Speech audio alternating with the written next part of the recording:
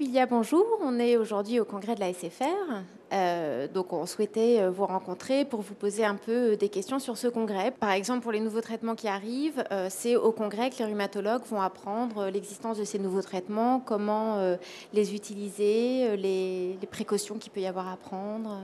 Tout à fait. Il y a l'aspect, voyez, maniement du médicament, qui est un aspect très important. Ce sont des praticiens de terrain. Donc, c'est des gens, ces médecins qui viennent, ces rhumatologues, prennent des gens en charge. Donc, ils soignent des gens. Ils ont besoin de savoir deux choses. Ils ont besoin de savoir quelle est l'actualité, quelle est la nouveauté, ce qui va venir dans 6 mois, dans un an, ou même dans quelques semaines.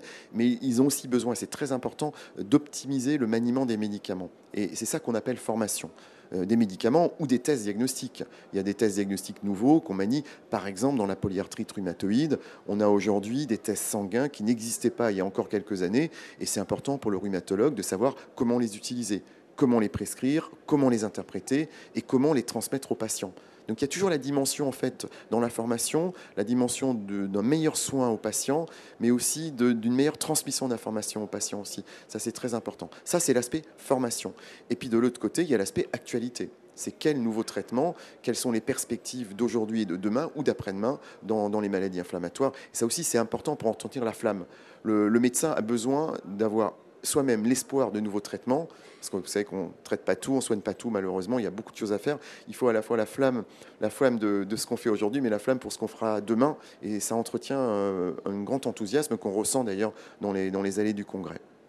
Alors par exemple, à titre d'exemple, cette année, est-ce qu'il y a des nouveaux traitements qui sont un peu à la mode, qui sortent en ce moment? Bien sûr, on attendait beaucoup de ce congrès, puisque ce congrès correspond spécifiquement à la date du lancement d'un nouveau médicament très original qu'on appelle le tocilizumab. Le nom est compliqué, mais cette molécule, quand ça finit en AB, ces molécules sont des anticorps monoclonaux qui sont donc des outils biologiques pour bloquer très spécifiquement l'inflammation. On va agir au cœur de l'inflammation, en l'occurrence pour bloquer une molécule de l'inflammation qu'on appelle l'interleukine 6, et le tocilizumab est un bloquant de l'interleukine 6. Donc c'est un outil thérapeutique, hein, une nouvelle molécule extrêmement originale dont on ne disposait pas jusqu'à présent.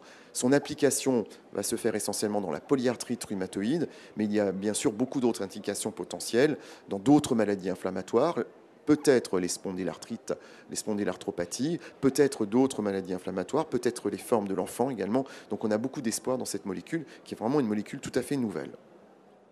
Donc là, c'est une molécule qui est sur le marché, qui est vraiment acceptée pour être utilisée en France. Tout à fait. Il n'y a plus d'essais cliniques. Alors, il y a toujours des essais en cours, mais la molécule a été évaluée, développée, évaluée, et les grandes agences, l'agence américaine, la fameuse FDA, et l'agence européenne, l'EMA, ont donné leur accord pour la commercialisation de la molécule. Donc aujourd'hui, elle est à disposition, elle peut être prescrite par un rhumatologue dans un hôpital. Parce que beaucoup de ces molécules-là sont des molécules prescrites à l'hôpital. Et vous comprenez bien à ce moment-là que l'information qu'on donne aux rhumatologues est une information qu'on donne aux rhumatologues de l'hôpital et aux rhumatologues de ville.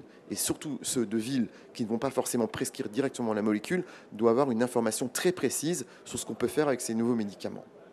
Alors justement sur ce médicament, c'est en première intention, deuxième intention, comment ça se passe?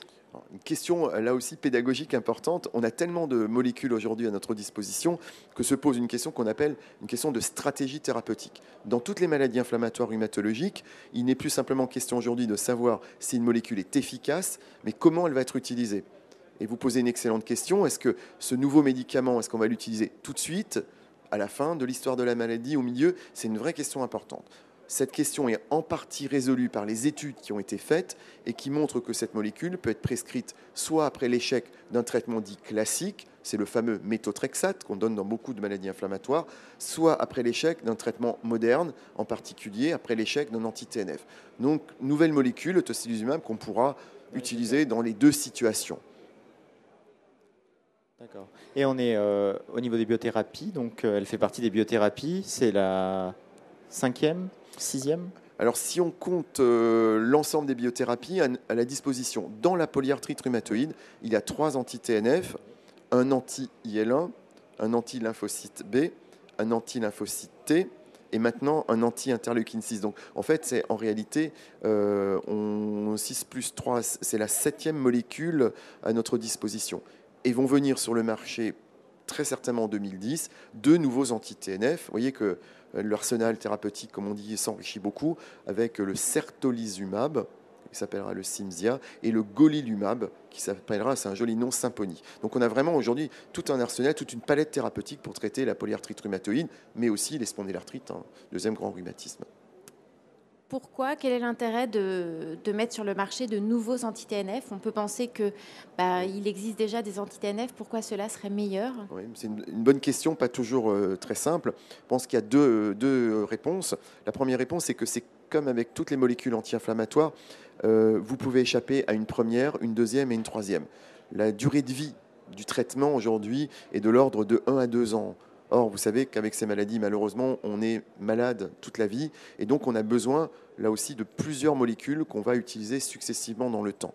Et quand il y a l'échappement à une première molécule, la nouvelle molécule peut être parfaitement efficace, on le sait aujourd'hui. Donc on va enchaîner les molécules. C'est une première raison. La deuxième raison, c'est que ces molécules ont toujours des petites spécificités nouvelles.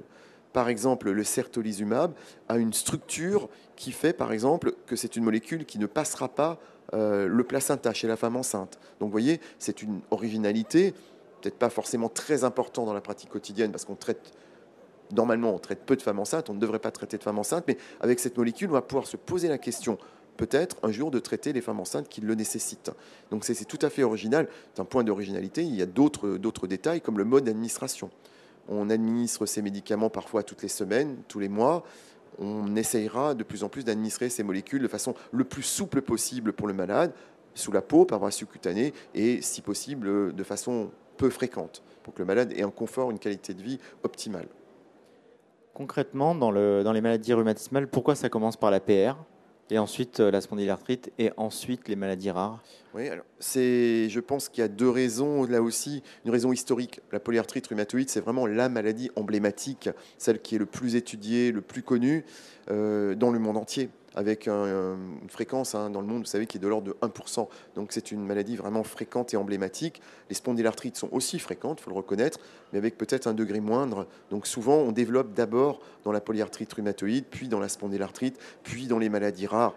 La deuxième raison, c'est une raison qui n'incombe pas aux médecins, mais qui incombe aux firmes pharmaceutiques. Il y a un problème de marché. Quand vous développez un médicament, vous avez intérêt à le développer sur le plan du marché économique à plus grande échelle d'abord, et puis aller explorer les niches, comme on dit, thérapeutiques dans un deuxième temps. Mais ça n'est pas de notre fait. Nous, on aimerait, en tant que médecin, avoir des médicaments pour tous nos malades. Et pas question de juger en priorité en fonction de la fréquence. Ça, c'est quelque chose qui, pour nous, n'est pas acceptable. Et vous savez aujourd'hui que beaucoup de médicaments, on pousse, les autorités de santé et les médecins poussent à ce qu'on évalue les médecins dans des maladies rares, que tous les malades aient accès aux médicaments. Je pense que c'est un point très important. Alors, nous, on a souvent des spondylarthritiques qui nous demandent pourquoi il y a tant de temps qui se passe entre l'arrivée d'un traitement dans la polyarthrite rhumatoïde et puis ensuite la mise en place dans la spondylarthrite ankylosante.